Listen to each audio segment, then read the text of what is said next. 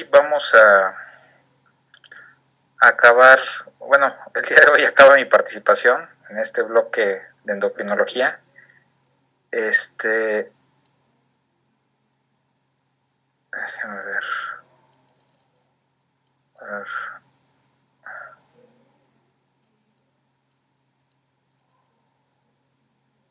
Ya.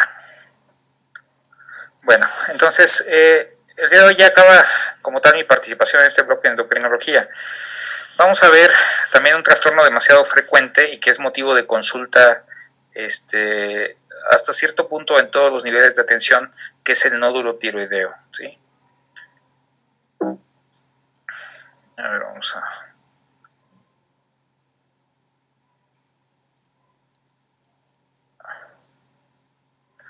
Bien. Vamos a hablar del nódulo. Entonces, ¿sí me escuchan? Sí, correcto. Perfecto, perdón. Bueno, a manera, dentro de las generalidades, vamos a hablar de que los nódulos tiroideos son palpables en la mayoría de los casos cuando estos son mayores a 1 centímetro, y esto hay que entenderlo. Cuando alguien palpa un nódulo, por muy bueno que sea para la palpación, quiere decir que ya de antemano es muy probable que ese nódulo sea mayor de 1 centímetro. En la escuela ciertamente nos enseñan que la tiroides no se palpa, que es muy difícil llegar a palparla. Sin embargo, ya con la práctica se van a dar cuenta que esto es hasta cierto punto sencillo. Simplemente hay que tener cierta experiencia al momento de palpar el cuello. Y esto lo pueden hacer día con día. Simplemente acostúmbrense a palpar tiroides sanas y detectar tiroides que no están del todo normal, para poder identificar pacientes que tienen alguna normalidad en la tiroides, ¿sí? Ahora, el hecho de que haya alguna normalidad en la tiroides, estructuralmente hablando, no quiere decir que funcionalmente haya también alteraciones. Este es un punto importante. Perdón. Entonces, los nódulos tiroideos llegan a ser palpable aproximadamente en 4 a 7% de la población. Eso quiere decir que de 100 pacientes que alguien pueda palpar, al menos a 4 a 7 vamos a encontrarle alteraciones en la tiroides. Y solo 8 a 16% de estos nódulos que nosotros palpamos llegan a ser realmente una neoplasia maligna. Porque a final de cuentas, el paciente nos va a ver por la bola que se sintió en la tiroides, porque hasta cierto punto no se había palpado anteriormente o que alguien le dijo. Muchas veces no siquiera se percatan de que tienen alguna normalidad en la tiroides, y cuando ya es visible es lógico que esté por allá mayor a 1 centímetro este nódulo. Entonces el paciente llega alarmado, y hay que entender la situación por la que nos llega alarmado, porque lo primero que piensa es en la posibilidad de que ese nódulo pues sea maligno. A nosotros como médicos, independientemente del tamaño del nódulo, no solamente nos debe importar el descartar que este nódulo sea maligno, sino también que no sea hiperfuncionante, que es otra parte interesante para nosotros. Entonces, la manera más sensible para estudiar un nódulo tiroideo es el ultrasonido de tiroides, que es más sensible que la palpación y puede detectar nódulos tiroideos hasta en 67% de la población sin una enfermedad tiroidea aparente. Vean que esto es demasiado alto realmente. Entonces, sí es importante esta parte del ultrasonido, porque a lo mejor causa un poco de risa el hecho de que, ¿quién se imaginan ustedes que es la persona que más nódulos tiroideos llega a detectar? O al menos que él refiera al endocrinólogo, de los médicos.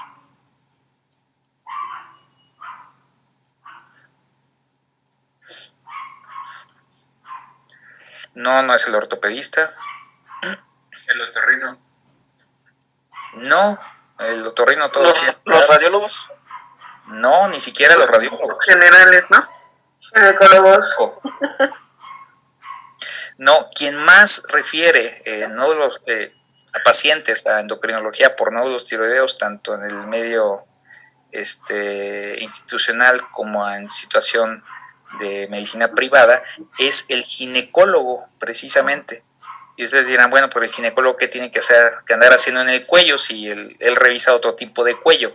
Pues no, resulta ser que el ginecólogo, cuando hace el ultrasonido, no sé por qué tiene cierta debilidad después de pasar el transductor a nivel del útero o de anexos, no sé por qué se le ocurre irse al cuello y siempre detecta los nódulos. Y es cuando manda al paciente porque tiene un nódulo tiroideo, le dicen en ese momento vaya con el endocrinólogo porque tiene un nódulo tiroideo y vale la pena que se estudie.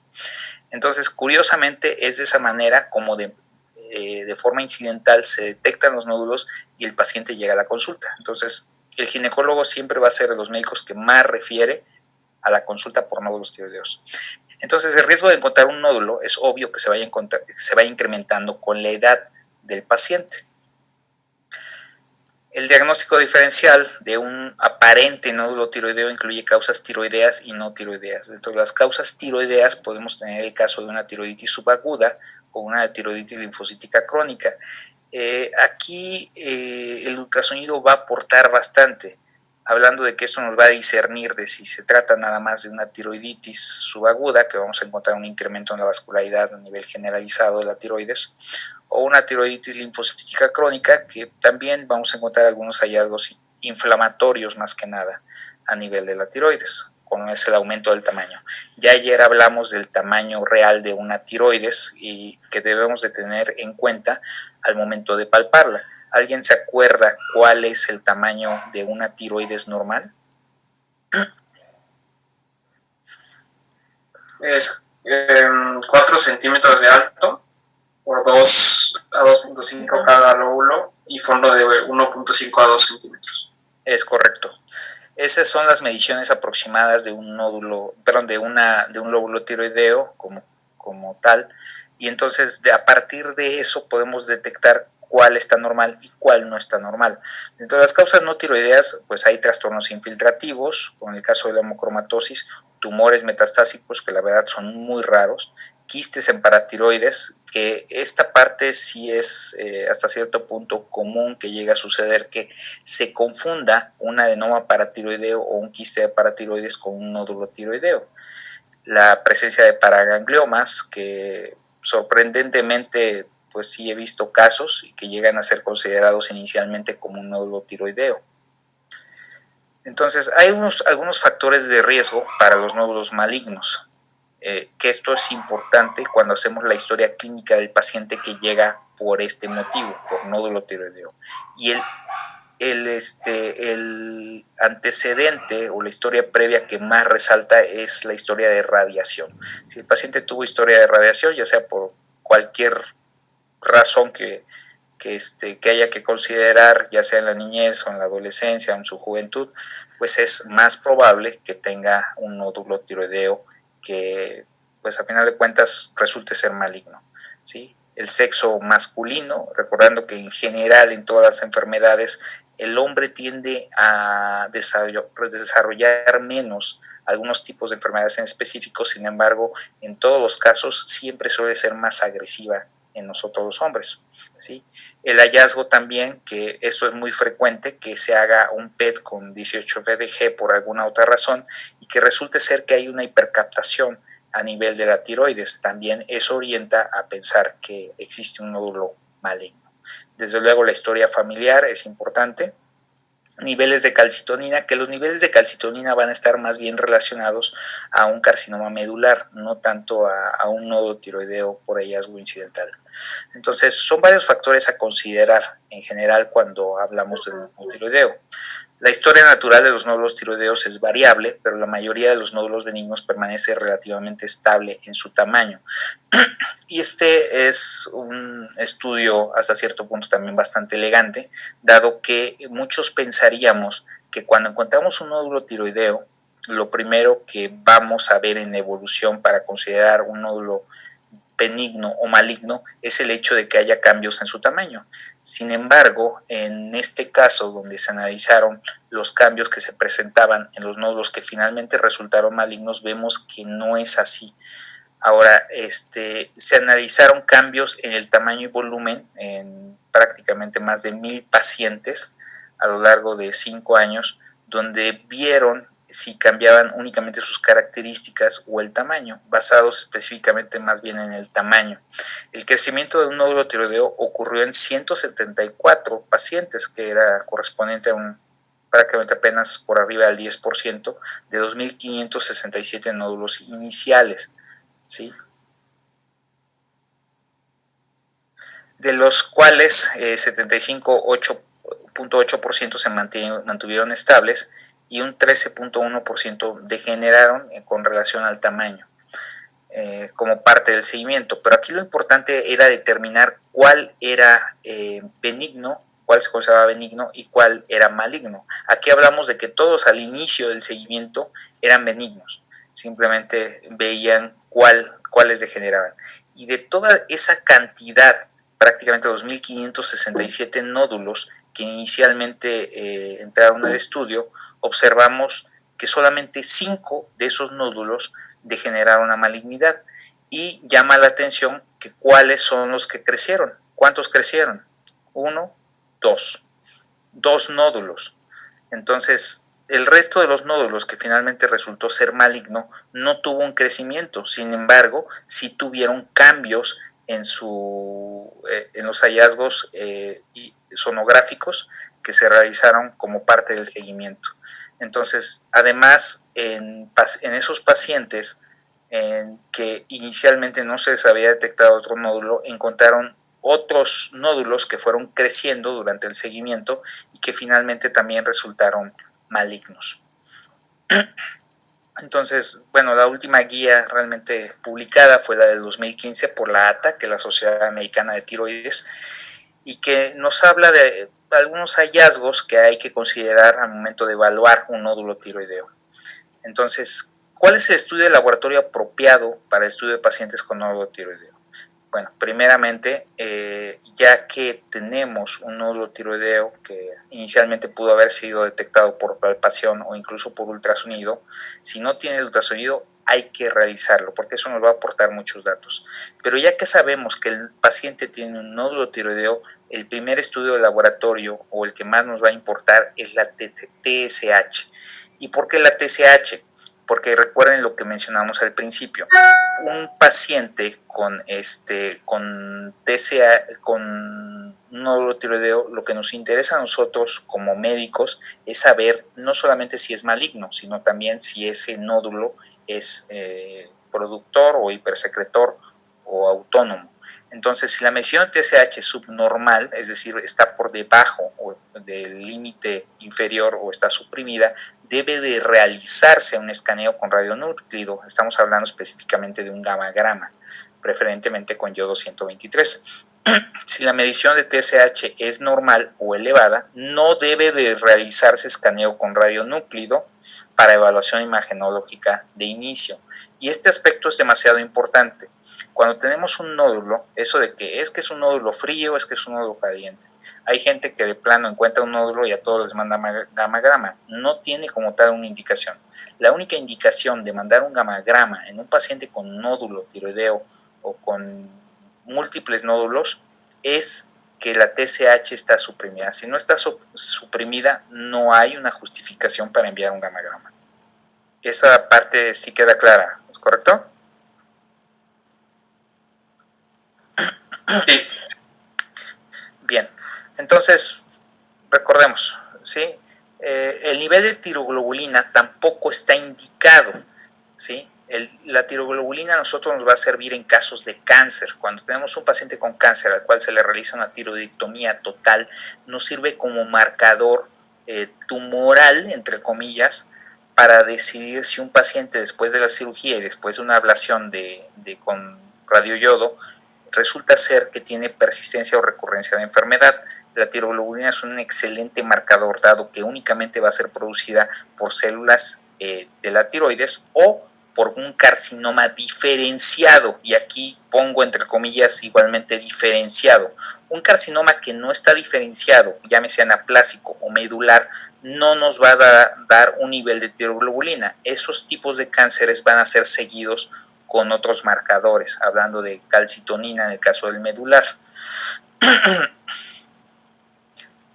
Entonces, la calcitonina pues no está como tal tampoco recomendada la valoración inicial con este marcador, ¿sí?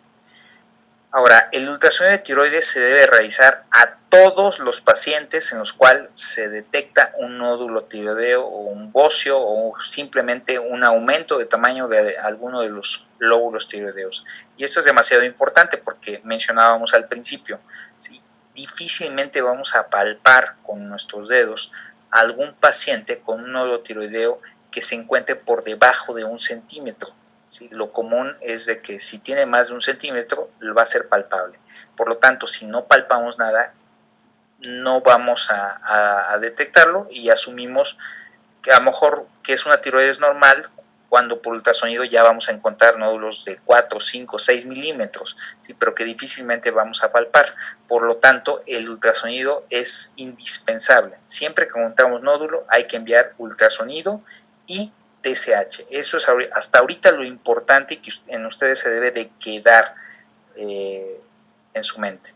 Ahora, el ultrasonido nos va a servir para determinar si un paciente tiene cierto riesgo de malignidad. Las características aquí son demasiado importantes. Si bien la clasificación TIRATS es una clasificación netamente imagenológica que nos va a decir con base a un puntaje basado en las características de ese nódulo, qué nódulo tiene mayor riesgo de ser maligno.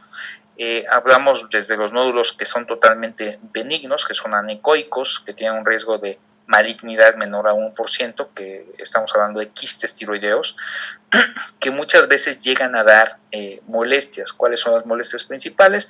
A veces llegan a crecer, algún nódulo puede tener degeneración quística y puede generar un aumento de tamaño que hasta cierto punto es rápido y puede ocasionar molestia, ¿sí? Y eso pues preocupa al paciente la mayoría de las veces.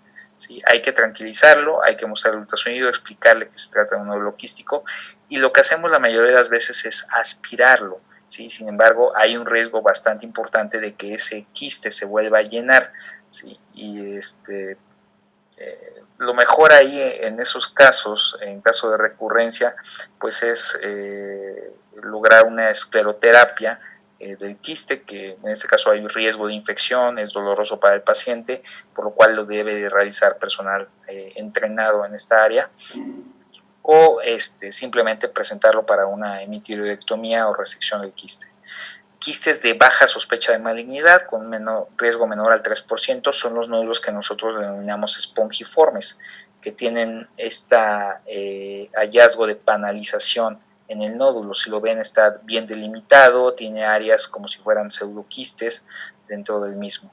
Entonces, estos nódulos es difícil que lleguen a ser malignos, por lo cual nos da cierta tranquilidad. ¿Sí? Y yo en lo particular tengo, por ejemplo, esta lámina, cuando abordo pacientes con nódulos tiroideos, acostumbro mostrárselas de tal manera que los tranquilice. El paciente llega bastante alarmado por esta situación. Entonces, de baja sospecha, del 5 al 10%, nódulos que suelen ser hiperecoicos, y eso hace una gran diferencia. Los nódulos tiroideos que tienen más riesgo de malignidad son los hipoecoicos, no así los hiperecoicos. Cuando ya tenemos nódulos hipoecoicos, aquí ya aumenta el riesgo de malignidad. De hecho, es uno de los criterios TIRATS. ¿Sí? Otro hallazgo también ultrasonográfico es importante, son la presencia de microcalcificaciones en el nódulo. ¿Ok? Obviamente un nódulo hipoecoico, con los márgenes que suelen ser muchas de las ocasiones irregulares, que no podemos delimitar como tal un área en específico. Aquí tenemos incluso invasión hasta la cápsula, ¿sí? De la tiroides, lo cual pues le confiere un mucho mayor riesgo de malignidad. Y un hallazgo bastante importante cuando evaluamos un ultrasonido de tiroides, que es padre estar viendo las imágenes, no solamente limitarse a leer el reporte, es el hecho de que sean más altos que anchos, ¿ok? Curiosamente, el que sea más alto que ancho le confiere riesgo de malignidad a ese nódulo tiroideo, ¿sí? Por lo tanto, siempre hay que tomar en cuenta la posibilidad de que requiera biopsia independientemente de su tamaño. Sin embargo, lo que biopsiamos habitualmente son nódulos mayores a 1 centímetro. Y bueno, estos son los riesgos que le confiere cada hallazgo que podemos encontrar en los nódulos. ¿Ok?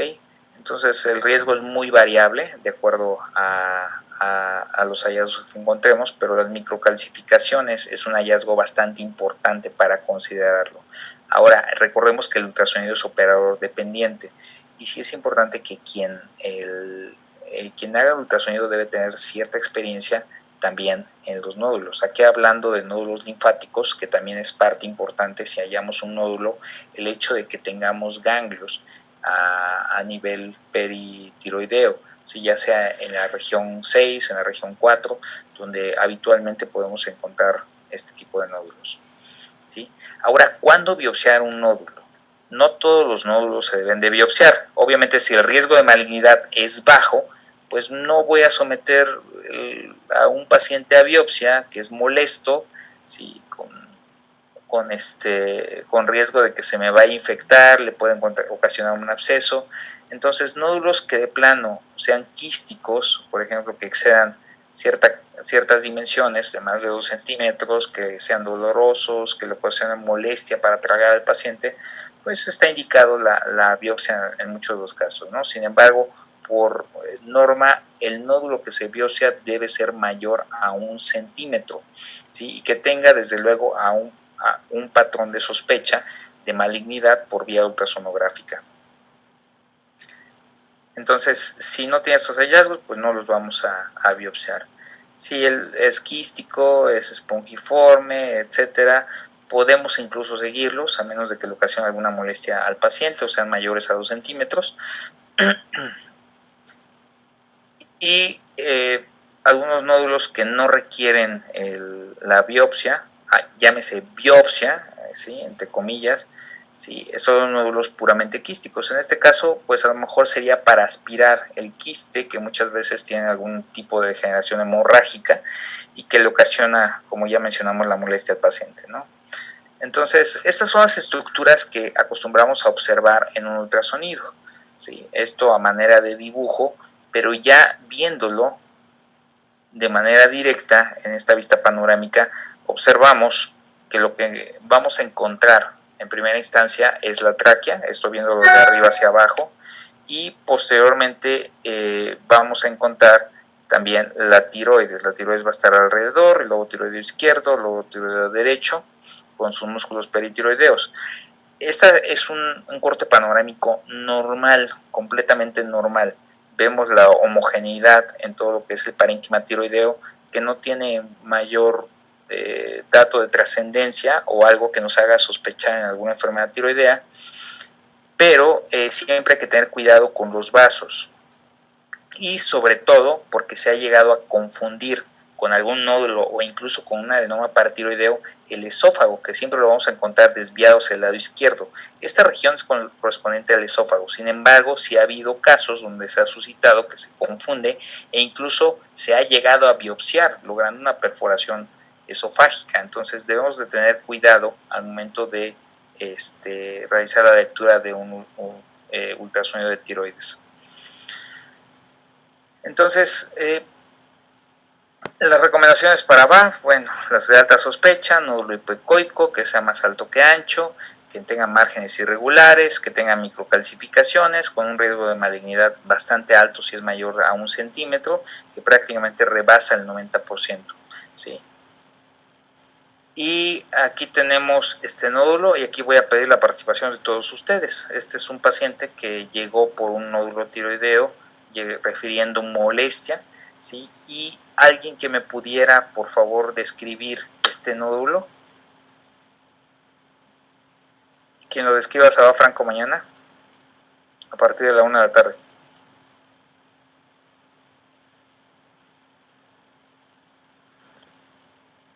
Pues es un nódulo hipoecoico. Bueno, tiene una parte que es anecoica.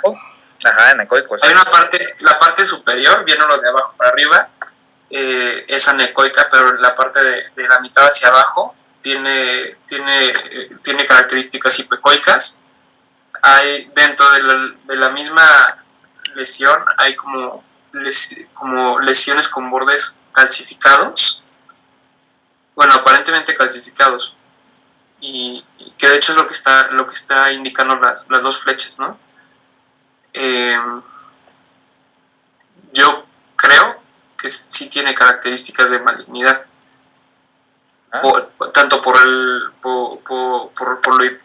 hipoecoico y como los pequeños bordes calcificados que señalan las líneas de la lesión. Yo sí lo biopsiaría. Tú sí lo biopsiarías. Ok, bueno, lo que tenemos aquí es un nódulo, como bien dices, es anecoico, ¿sí? Dado que pues, la mayor parte parece ser constituida por líquido. Aquí tenemos áreas que, si bien cambian la ecogenicidad, son hipoecoicas, pero que parecen corresponder más bien a detritus del mismo nódulo, ¿sí? Algunas áreas que esto puede ser o puede confundirse con coloide, con microcalcificaciones, realmente parece ser coloide, hallazgos de gránulos de coloide. Y lo que llama la atención es de que está bien delimitado, sí llega a la cápsula, toca la cápsula de hecho, pero no la invade, no la infiltra como tal, ¿sí? Otro hallazgo importante es el hecho de que sea más ancho que alto, ¿sí? Recordemos que un hallazgo característico de malignidad es que sea más alto que ancho. Entonces, aquí parece ser un nódulo puramente quístico. Si fuera mayor a 2 centímetros, a lo mejor se biopsiaría. Sin embargo, yo no lo biopsiaría. Este es el hallazgo, nódulo quístico con debridaciones y septos internos, probablemente hemorrágico, riesgo de malignidad menor al 1%. No se recomienda la BAF a menos de que dé molestia al paciente o sea mayor a 2 centímetros. Entonces, para que vayan creando un poquito de experiencia, ¿alguien quiere describir este nódulo y decidir si lo biopsia o no lo biopsia?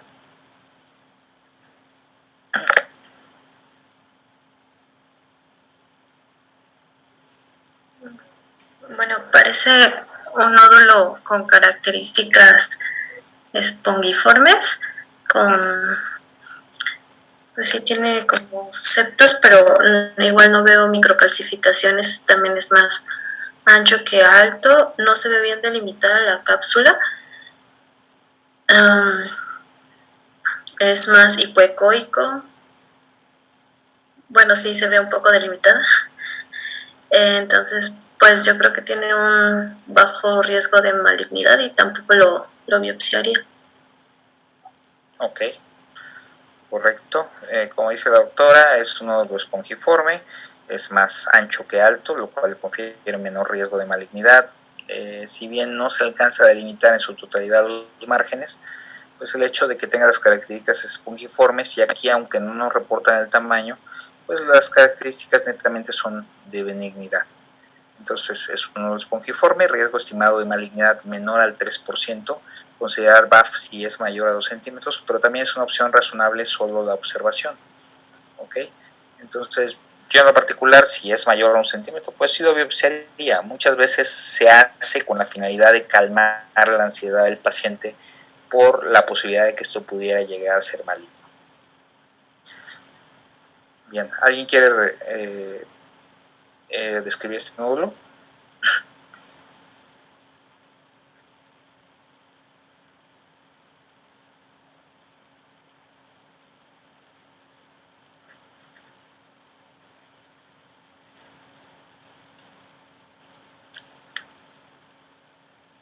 Alguien que sea. Chicos, alguien que quiera describir este nódulo. Todos estamos aprendiendo, aquí nada, a nadie se le critica, a nadie se dice nada, simplemente es para aprender. Digo, y la mejor manera de aprender es practicando.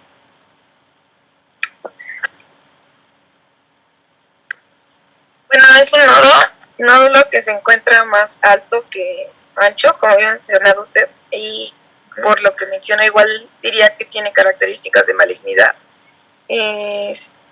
Está bien delimitado, pero pareciera tener como, no sé, como que él sí está penetrando la cápsula. Uh-huh. Y tiene, bueno, al parecer yo en este sí noto como que en la parte céntrica del nódulo, como que sí tiene más, como que está más, ¿cómo se puede decir? Con tus propias palabras, escríbelo. Está más concentrada, está como más, Hipocogénico, heterogéneo. No, está más, hipogénico. Hiperecogénico. Sí, Hipercogénico, ajá, exacto. Como más blanquecino. Incluso probablemente ese sí tenga como un poquito de calcificaciones. Es probable, sí. Algunas áreas. Ajá, se ve como más calcificado y okay. Nada más. Y la cápsula, ¿no? ¿Lo biopsiaría? Sí, por las características que tiene. Nada más que no alcanzo a ver qué tamaño tiene. No lo menciona, pero te puedes dar una idea con base a la medida que tiene el lóbulo tiroideo. Pareciera ser como de 2 centímetros. Tal vez un poquito menos. Vamos a ¿Como 1,5? Como 1 centímetro, 1.1, 1.2. ¿Aún así se biopsiaría? Bueno, no sé, por las calcificaciones, como que sería como lo que yo diría que sí se biopsiaría por las calcificaciones que tiene. Aparte de que está penetrando parte de la cápsula. Así es. Entonces, este es un nódulo hipoecoico, componente sólido, como bien lo describías, heterogéneo, más alto que ancho, márgenes irregulares, riesgo estimado de malignidad 70 al 90%. Y aquí sí se recomienda la BAF-C mayor a 1 centímetro. En este caso el reporte fue de un CA papilar. Entonces, vean ustedes las características diferentes de un nódulo benigno a un nódulo maligno. Entonces, para que lo empiecen a considerar. ¿Ok? ¿Y alguien quiere describir este otro?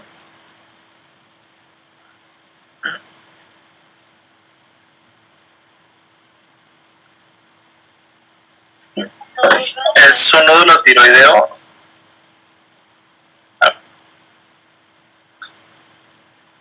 Sí. Tiene características hiperecogénicas en su interior. Pareciera que no está como bien delimitada la forma del nódulo, y en la parte superior izquierda pareciera que infiltrara un poco la cápsula interna. Yo lo pondría como, bueno, entraría en la categoría de baja sospecha de malignidad. ¿Baja sospecha? Perdón, no vi la fecha. No, con una alta sospecha por las calcificaciones dentro del nódulo. Ok, entonces lo biopsiarías. Sí, maestro. Bueno, como bien dice el doctor, pues es un nódulo hipoecogénico, ¿sí? Sí tiene unas áreas de mayor hiperecogenicidad. Sin embargo, en su mayoría es hipoecogénico, los márgenes son totalmente irregulares, en algunas situaciones no se alcanza a delimitar como tal, y que tiene invasión capsular, ¿sí? Además de que se encuentran algunos datos de calcificaciones en diversas partes del nódulo.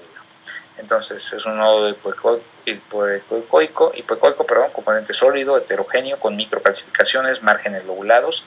El riesgo estimado de malignidad es 70 al 90%, por lo cual se recomienda BAF si es mayor a 1 centímetro. En este caso también fue el reporte de un CA papilar. ¿Okay? Entonces, ¿cuál es el rol de la interpretación citológica? Ya decidí que voy a biopsiar ese nódulo y aquí vamos a dividirlo existe la clasificación Bethesda, que es la clasificación que nos sigue a nosotros o que nos dice a nosotros si es un nódulo benigno, si es un nódulo maligno, si es una situación de atipia indeterminada, etc. Entonces, consta de 6 categorías diagnósticas y provee precisamente la estimación del riesgo de cáncer, porque lo que es importante aquí es saber si ese nódulo se debe operar o no se debe operar y se debe seguir únicamente. Entonces, dependiendo de la calificación que se le dé en la clasificación de Bethesda, va a ser la decisión que vamos a tomar. Cuando nos lo dan como un maligno, prácticamente, o un sospechoso de malignidad, pues no hay mucho que discutir. Es un paciente que debe entrar a cirugía, muchas veces entra a transoperatorio, se le hace la hemitiroidectomía y resulta ser que es un microcarcinoma, ¿sí?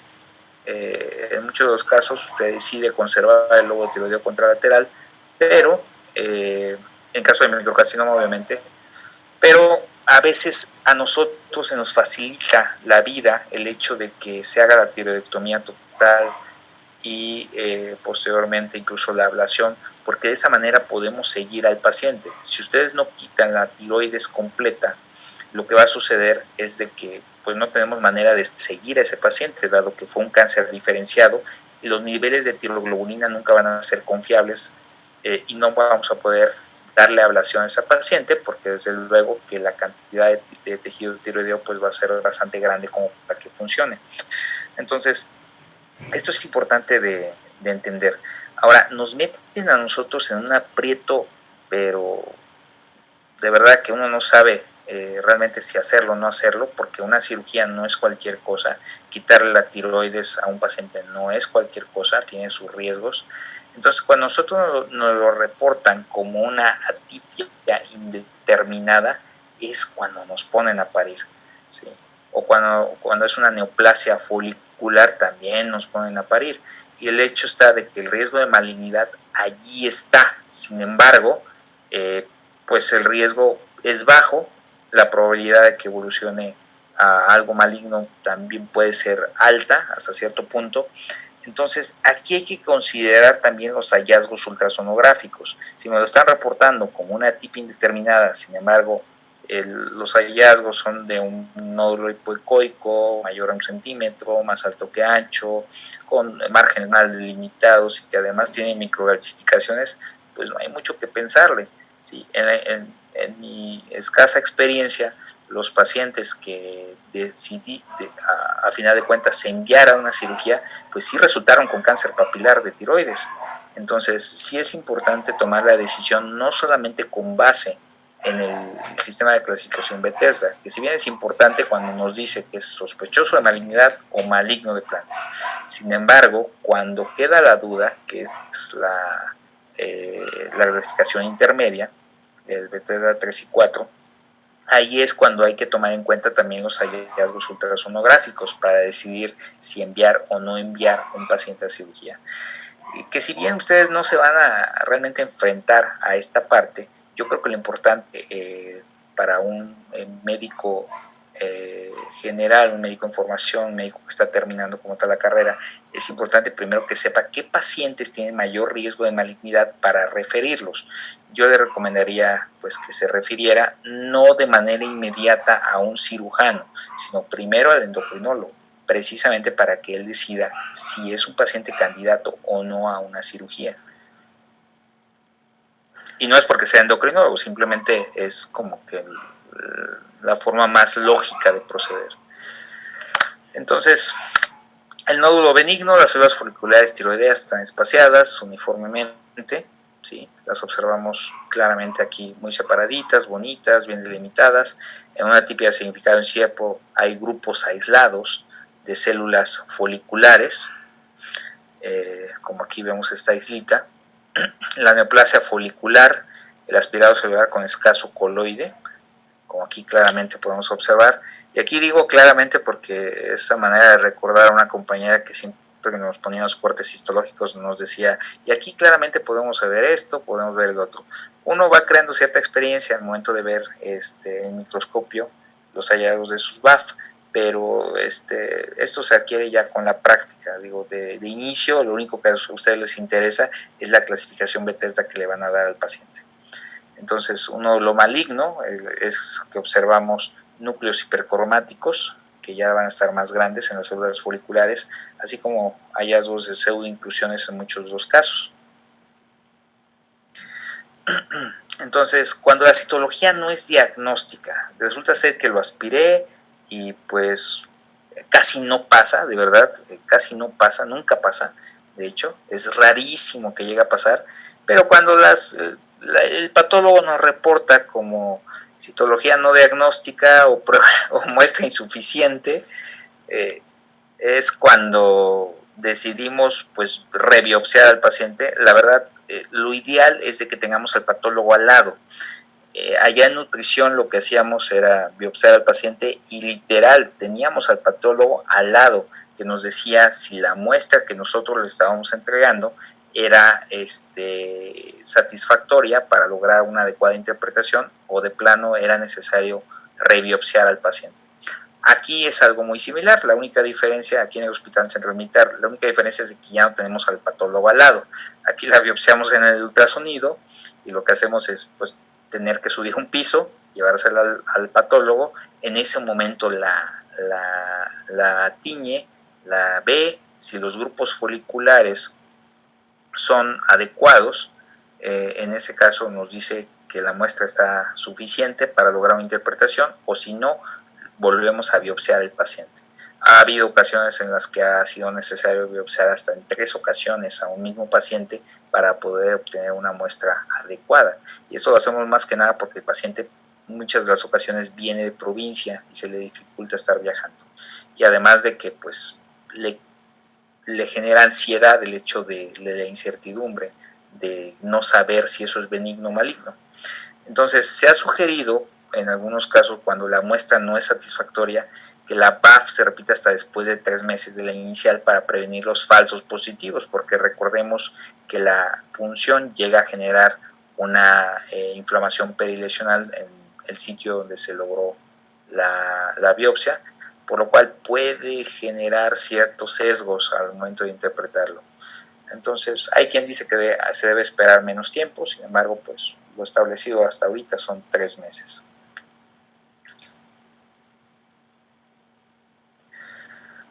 Entonces, la veracidad pues depende de la técnica de la BAF, la experiencia del operador, del ultrasonido, de si realmente se biopsió el nódulo o se biopsió parte del parénquima sano de la tiroides, y la preparación del espécimen, la interpretación citológica, desde luego que es lo principal.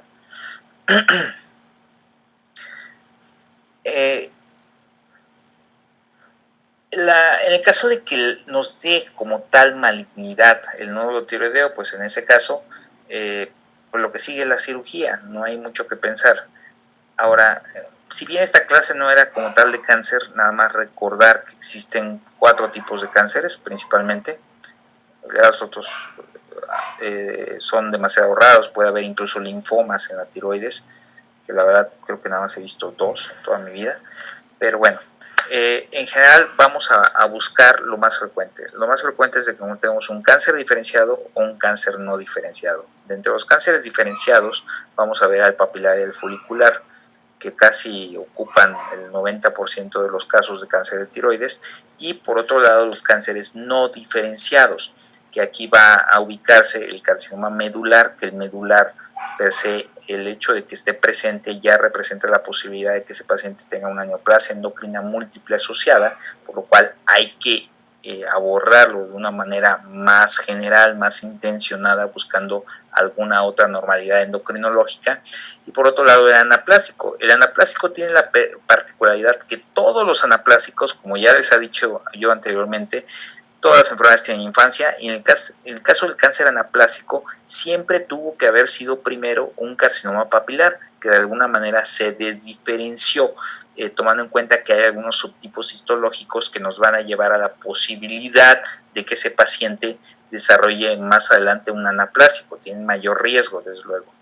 Entonces, en muchos de los casos se recomienda pues nada más la excisión como tal del nódulo, cuando no queda claro. Como ya les había mencionado, un transoperatorio es bastante prudente a veces hacerlo. Y pacientes con tumores de muy bajo riesgo, microcarcinomas papilares sin evidencia de enfermedad metastásica o invasión local. La mortalidad de estos pacientes ha sido reportada menos de 1%, con una recurrencia locorregional del 2 al 6% y la recurrencia de distancia en 1 a 2%. Pero aquí hago la observación de lo que me decía mi maestro. En aquel entonces me dijo alguna vez, sí, pero estas estadísticas van de acuerdo a centros donde hay gente con una amplia experiencia para la cirugía tiroidea, ¿sí? En lugares donde obviamente no existe esa experiencia, donde se puede delimitar que bien el nódulo, el microcarcinoma como tal, hablando de microcarcinoma, aquella lesión que incluso sea no mayor a 1 centímetro, pues el riesgo de recurrencia o de persistencia de enfermedad es menor, ¿sí? Cosa que no vamos a observar en la mayoría de los centros que tenemos aquí en México, salvo que pongamos a un cirujano que nada más se dedique a operar tiroides y que cree pues un prestigio de experto. Entonces, pacientes con alto riesgo quirúrgico, pacientes con corta expectativa de vida y pacientes con enfermedades concurrentes que tengan prioridad de atención. También suele ser una mortalidad alta. También hay algunas pruebas moleculares que podemos hacer en la BAF. Aquí buscamos marcadores que obviamente ya se tienen establecido, buscamos algunas mutaciones asociadas. El principal es el BRAF. De hecho, el BRAF o BRAF, como algunos le llaman, está vinculado también a mayor posibilidad de que estos pacientes lleguen a desarrollar a la larga o a desdiferenciarse y convertirse en un carcinoma anaplásico, ¿sí? Sin embargo, esto es aquí en México en general es poco los centros donde se hacen y no se hace como tal todo el panel de mutaciones. Lo habitual es que hagan el BRAF, me parece que la galectina 3 es lo comúnmente se realiza. ¿Sí? Y bueno, hay algunos, no voy a pasar toda la presentación porque es como que muy larga. Entonces voy a saltarme a algunos hallazgos que a ustedes les interesan. ¿Cuál es la cirugía apropiada para un paciente con un neurotiroideo citológicamente indeterminado?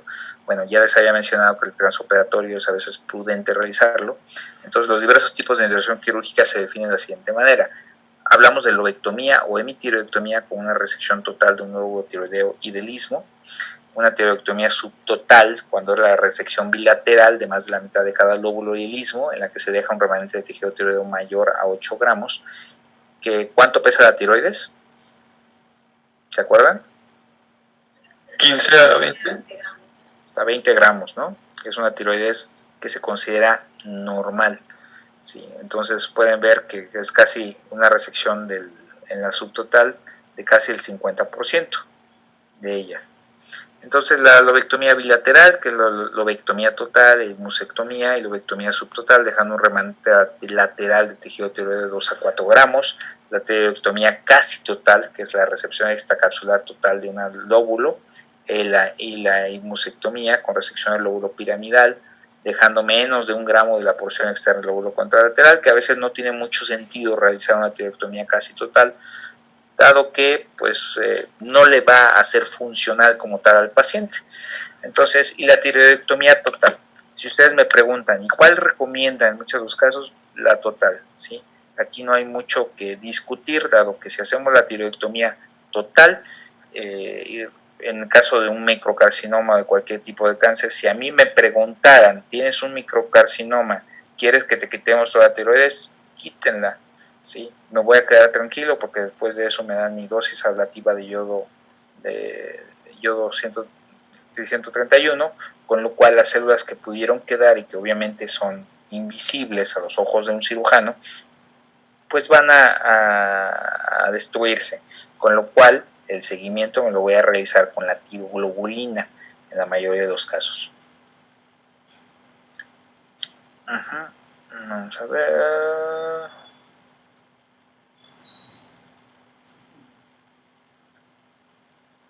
Y bueno, si el nódulo fue benigno completamente, pues está indicado realizar una nueva biopsia, si hay algún cambio en el patrón ultrasonográfico, si a los 12 meses. Entonces, pues esto es importante dado que le genera calma al paciente el saber que todo está bien.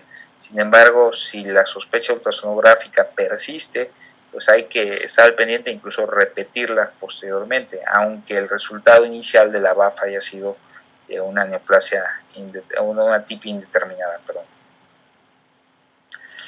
Entonces, bueno, esto hablando de los nódulos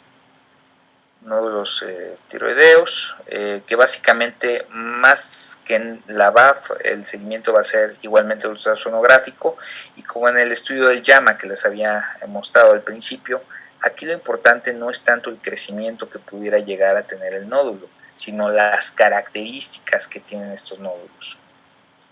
Ok.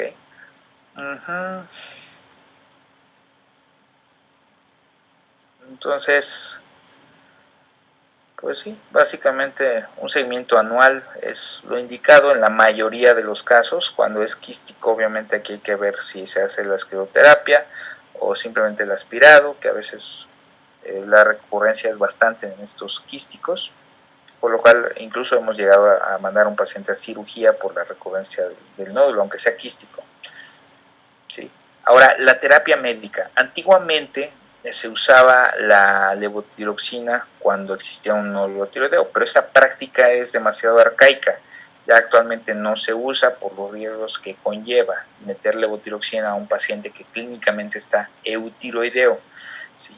Y otro factor que me faltó mencionar al principio es el hecho de que cuáles pacientes tienen mayor riesgo de malignidad, aquellos que son hiperfuncionantes en nódulos, aquellos que son eutiroideos o aquellos que son hipotiroideos o que tienen TSH elevada.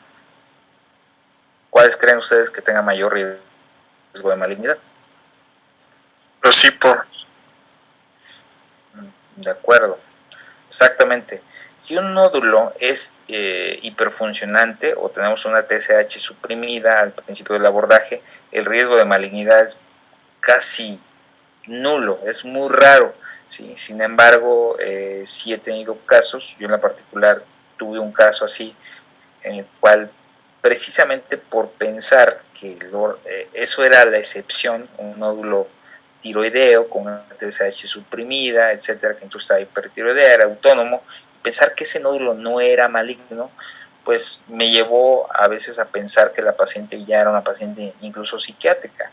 Entonces, si bien siempre hay algunos datos que nos orientan pese a eso, nunca piensen que alguien es psiquiátrico hasta no descartar todo lo que haya que descartar. En este caso, la paciente finalmente sí tuvo un carcinoma tiroideo en un nódulo que era hiperfuncionante. Entonces son de los errores que uno comete. Gracias a Dios se detectó a tiempo y eso fue por la insistencia de la paciente, porque ella decía, no, doctor, es que yo me siento mal. Le decía, pero si ya está con tratamiento, ya está eutiroidea, después del tratamiento debe reiniciar el temazol, no tendría por qué sentirse mal. Y la paciente insistía, que es que y si es cáncer, etcétera, y su ansiedad. Finalmente me llevó a biopsiar ese nódulo tiroideo y resulta ser que era cáncer. Entonces, háganle caso al paciente. Muchas de las veces, aunque parezca que no tiene la razón, sí la tiene. Ok, entonces siempre pensar en esto. La suplementación diaria de yodo también es importante. ¿Cuánto debemos de consumir de yodo al día? 150 microgramos es lo indicado. En pacientes embarazadas pues cambia el contexto. En estos casos la recomendación es más de 250 microgramos. Bueno, ¿cuáles nódulos, aunque sean benignos, operar? Pues aquellos que den molestia, lo que les mencionaba, que dificultad para tragar, que en muchos de los casos, difícilmente un nódulo tiroideo benigno les va a causar disfonía, porque aquí tiene que infiltrar.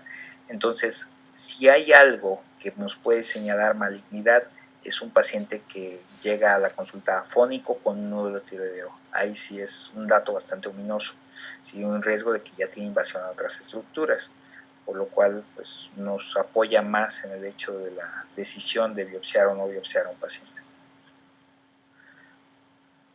Ok, entonces pues no usar levotiroxina para suprimir la TSH y que de alguna manera reduzcamos el tamaño del nódulo es uno de los puntos importantes a tomar en cuenta. En la mujer embarazada muchas veces pues preferimos diferir momentáneamente la BAF, ¿sí? Descubiertos durante el embarazo. Y esto es porque de alguna manera cuando los cánceres tiroideos, hablando de los diferenciados, pues son muy nobles en el aspecto de que evolucionan lentamente. Si Dios me diera a escoger y me dijera, Jorge, vas a tener cáncer, pero por ser tan buena persona te voy a dar a escoger el cáncer que quieras tener, pues yo escogería un cáncer papilar de tiroides definitivamente, porque yo sé que la evolución es bastante lenta, hay muchas probabilidades de curación y que se resuelve simplemente con una cirugía, ¿sí? Entonces, Bueno, yo creo que son los aspectos más importantes que ustedes deben tener en mente en el momento de evaluar un nódulo tiroideo, que sepan que el nódulo tiroideo es una entidad bastante frecuente, que ustedes tranquilicen al paciente al decirle que esto es muy común, que prácticamente casi el 56% de los pacientes que hay en la calle, adultos, si yo les hago un ultrasonido, es muy probable, tenemos más del 50% de posibilidades de encontrarle algún nódulo tiroideo, ¿sí? Que a lo mejor es menor a 1 centímetro, pero lo tiene. Lo único importante es vigilarlo y importante ver las características de esos nódulos, ¿sí? Entonces, bueno, aquí ya hablamos de otras situaciones que, bueno, para ustedes yo creo que ya va a ser por demás. No sé si hay alguna duda hasta aquí. O pregunta o comentario, se aceptan.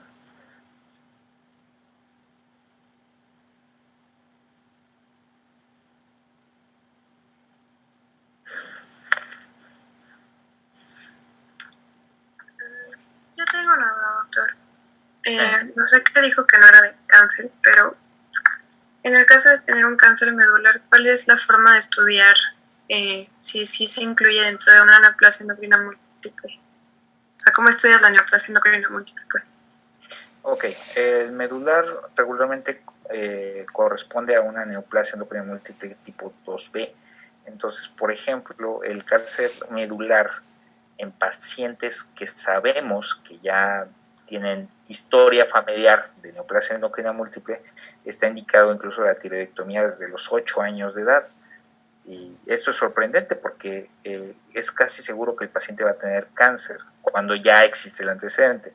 Si es una mutación de novo, lo importante aquí es descartar un feocromocitoma, entonces estamos obligados, desde luego, a buscar un feocromocitoma o algún otro tumor neuroendocrino, para lo cual pues enviamos algunas otras determinaciones dentro de las catecolaminas, metanefrinas, no metanefrinas, sí, porque muchos de los tumores, hablando de feocromocitoma, no tienen unas manifestaciones persistentes, es decir, lo característico es de que digas, bueno, no está hipertenso, el paciente está bien, sin embargo llegan a tener paroxismos donde se manifiestan con cefalea, taquicardia, que creo que eso lo van a ver mañana con el doctor Joel en la evaluación del paciente con hipertensión de origen endocrino. Pero en general es lo que se busca, feocromocitoma o algún otro tumor neuroendocrino, incluso pancreático. Ahora también puede corresponder a un carcinoma medular únicamente, ¿sí? Pero siempre es importante descartarlo, que es la primera aparición dentro de los tumores de la neoplasia endocrina múltiple, el carcinoma medular. Y el seguimiento es con calcitonina. Aquí, aparte de esto, se utiliza el carcinoma embrionario, que también es otro marcador confiable para el seguimiento de pacientes posoperado de carcinoma medular tiroides. No sé si tengo duda. No, sí, gracias. Yo, doctor, disculpe una duda.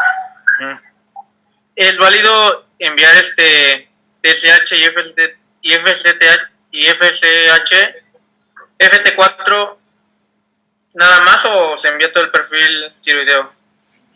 No, realmente te sirve a manera de evaluación inicial la TSH, como lo viste. ¿Por qué mandas el perfil tiroideo? Lo que te interesa es saber si es hiperfuncionante o es hipofuncionante. Si es hiperfuncionante, porque aquí ya te lleva a tomar la decisión de enviar o no enviar el gamagrama, ¿sí? Aquello de que nódulo tiroideo igual a gamagrama, que así me llegan varios pacientes que inicialmente fueron abordados por algún otro médico, pues sí está medio raro su abordaje, porque si no tenía la TSH suprimida, pues no tienes por qué enviarle un gamagrama. ¿Sí? Ya sabes cómo va a salir, no va a captar. Ahora, mención diferente es en los casos en los cuales se hace un PET, por ejemplo, con 18-BDG, buscando alguna otra situación y resulta ser que te captó un nódulo, que así tuvimos no hace mucho a un paciente, y resulta ser que eso sí apoya malignidad, un nódulo que capta FDG.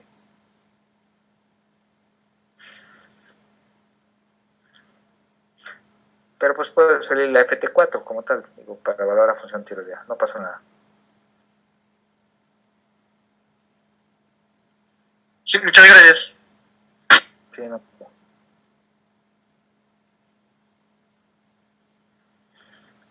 Yo tengo una pregunta, doctor. Sí. En cuanto a los alimentos y a la dieta que se debe de llevar, ¿de qué tan contraindicado está el colorante rojo y la carragenina? ¿El qué, perdón? El colorante rojo Ah, caray. ¿Y la qué, perdón? y la carragenina. Ah, caray, no sé, ¿eh? La verdad es que no tengo ni idea. Pero a ver, ¿en nódulos tiroideos? Sí. ¿O nada más aplica para el cáncer de tiroides? No lo sé, la verdad es que no lo había escuchado como tal. Pero pues, lo voy a investigar, que no tiene mucho sentido. O sea, en cáncer de tiroides. El cáncer de tiroides diferenciado tiene la peculiaridad que el importador sodio-yodo pues es muy parecido a un tejido tiroideo normal. Entonces te captan yodo. Pues no sé aquí qué relevancia pudiera tener, pero pues, lo voy a buscar, la verdad no sé, te soy honesto. Carragenina, no lo sé.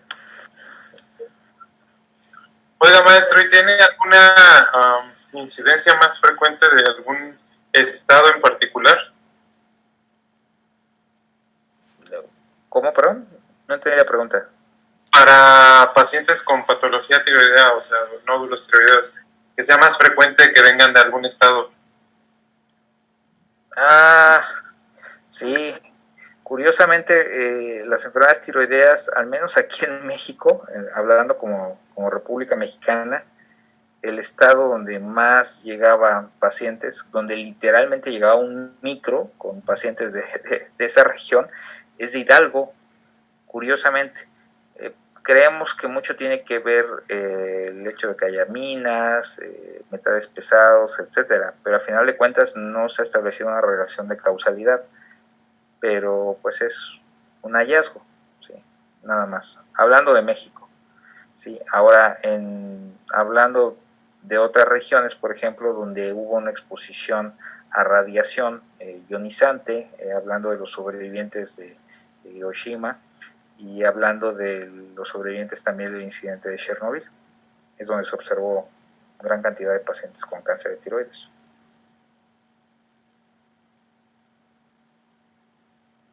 Gracias, maestro.